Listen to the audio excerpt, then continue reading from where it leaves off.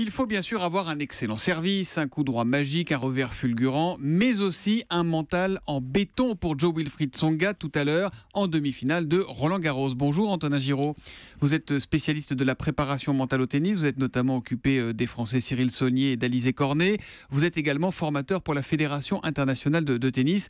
Le mental, ça joue à la marge ou ça peut vraiment être la clé d'un match pour une demi-finale ? C'est forcément l'élément central. Central. Oui, central, puisque tout le reste est là. C'est-à-dire que l'aspect technique, vous parliez du service, l'aspect physique, bien sûr, soit c'est là, soit c'est pas là. Donc là où ça peut jouer, c'est sur la dimension tactique et bien sûr la dimension mentale. Alors mental, ça veut aussi dire stress. Un tweet de Marie-France P. Est-ce que le stress est une motivation supplémentaire ? Alors, le stress peut être une motivation supplémentaire. Ça peut être aussi la pire chose qui puisse arriver à un sportif si ça se transforme en pression négative. Et qu'est-ce qui fait qu'à un moment, ça va être de la pression positive et à un autre moment de la pression négative ? En fait, c'est plein de choses. On pourrait dire l'antidote de la pression, c'est la confiance. Donc la confiance, elle résulte de quoi ? Elle résulte de la préparation. Ce qui veut dire que là, par exemple, pour cet après-midi, le match a déjà commencé et a déjà commencé hier, par exemple, va continuer ce matin et donc va juste se concrétiser quand ça va démarrer sur le central à partir de 12h30. Ils se connaissent vraiment très bien, Tsonga et Wawrinka. Est-ce que ça peut jouer ? Quelle place pour l'affectif dans ce genre de rencontre ? Alors, ils se connaissent bien, en même temps, ils jouent pas tous les deux dans la même équipe. Coupe Davis par exemple. C'est pas la même configuration que le Wawrinka-Federer d'avant-hier par exemple. Exactement, ou si Jo-Wilfried Tsonga jouait contre Gaël Monfils par exemple, ce serait très différent. Là ils se connaissent. Il y a eu quelques frictions justement suite à la finale de Coupe Davis. Au mois de décembre. Bon, ça s'est bien calmé puisqu'ils ont retapé ensemble à l'entraînement à Monte-Carlo. Voilà. Je pense que c'est plutôt un plus pour Joe, puisque il y a un challenge, il y a une revanche à prendre, et c'est quelqu'un en général, Joe, qui réagit bien face. Il va vouloir venger la défaite de la Coupe Davis, et ça va être dans son esprit. Je pense que c'est une grosse source de motivation. C'est quelqu'un qui rebondit admirablement face à l'adversité. Il a beaucoup changé, Tsonga, depuis quelques années. Il était très chien fou dans ses premières années. Là, il est presque zen. C'est aussi sa façon de gérer son stress. Ça, c'est parce qu'on l'a conseillé. Alors, je pense que effectivement, c'est le fruit d'un travail, d'un entraînement, et c'est surtout le fruit de tirer les leçons de ses expériences passées, surtout quand elles sont douloureuses. Et donc, c'est quelqu'un qui cherche en permanence à progresser. Dans le secteur mental, on le voit au changement de côté, par exemple, faire des choses qu'il ne faisait pas avant. Fermer les yeux, se relaxer, une petite séance de sophro. Alors, on ne sait pas trop ce qu'il fait, puisque les joueurs gardent leur secret, mais il y a quelque chose qui a changé. Et ça se traduit notamment par un zeste supplémentaire de zénitude. Bon, ça reste un guerrier zen, on va dire. Mais qui arrive à garder à peu près la ligne de flottaison.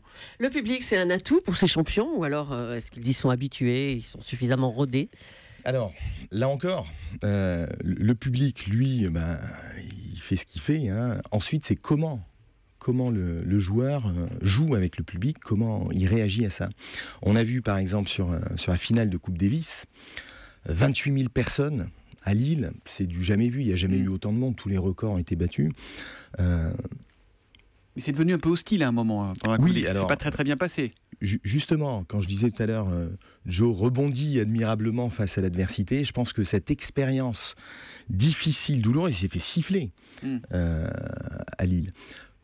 Il va la transformer en atout. Donc en fait, c'est une très bonne nouvelle que ça soit mal passé avec le public et une très bonne nouvelle qu'il ait perdu contre Wawrinka pendant la Coupe Davis. Et c'est une très bonne nouvelle qu'il ait été blessé jusque il n'y a pas si longtemps. Il a recommencé les tournois fin mars, donc c'est pas si vieux que ça. Donc il est frais. Il est en forme. Il est frais physiquement, il a les crocs. Et ça, il le sait. Mentalement, il le sait, ça. Les clignotants sont au vert, comme on dit. Ouais. On a une question, Anthony Giraud, d'un auditeur qui nous dit beaucoup de fans ont remarqué un rituel immuable chez Nadal avant de servir. Il se touche le nez, les oreilles, on a l'impression qu'il se remet le slip en place, je cite à la question. Ouais. Ça joue sur le psychique d'un joueur, ces petits gris-gris là ou pas, ou ce sont des tics ? Alors, il y a la frontière entre la superstition, je fais ça donc je vais gagner le point, ou je me prépare comme ça avant le match, donc ça y est, je suis déjà en finale, j'ai même plus besoin de jouer la demi-finale. Et puis, ce qui est de l'ordre d'un rituel qui permet de se mettre en confiance. Et là, c'est exactement ça qu'on recherche. C'est pas une garantie absolue de victoire, c'est je fais tout ce qui dépend de moi pour être à 100% au moment où ça démarre. Il y aura peut-être des orages, on l'a dit tout à l'heure, Laurent Cabrol ne l'exclut pas. Quand un imprévu survient comme de la pluie, un incident comme le panneau qui s'est effondré en quart de finale et qui a entraîné une interruption de 40 minutes l'autre jour, qu'est-ce qu'il faut faire? Qu'est-ce que vous dites, vous? Qu'est-ce que vous dites à Alizé Cornet ou à Cyril Saunier quand ils sont confrontés à ce genre de situation? Alors, il y a deux choses dans la préparation. Déjà, la bonne idée, c'est d'anticiper tout ce qui peut être anticipable. Et quand on anticipe quelque chose, par exemple la météo, on peut anticiper des orages, on va anticiper comment réagir à ça. Donc la réaction, l'adaptation va être ultra rapide, on va s'adapter vite. Il y a des éléments qui sont difficilement anticipables, comme un panneau qui s'écroule.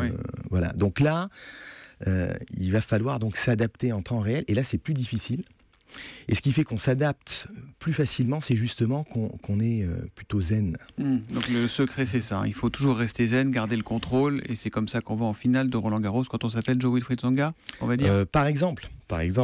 Merci Anthony Giraud d'être venu sur Europe 1 ce matin. Et puis, il y a ceux qui ont des demi-finales de Roland-Garros, puis il y a ceux qui passent le bac, qui ont des réunions importantes dans la vie. Et pour tout cela, on peut lire Petites histoires de la confiance en soi. C'est votre livre, publié chez Inter Éditions. Merci, bon match. Merci. Europe 1.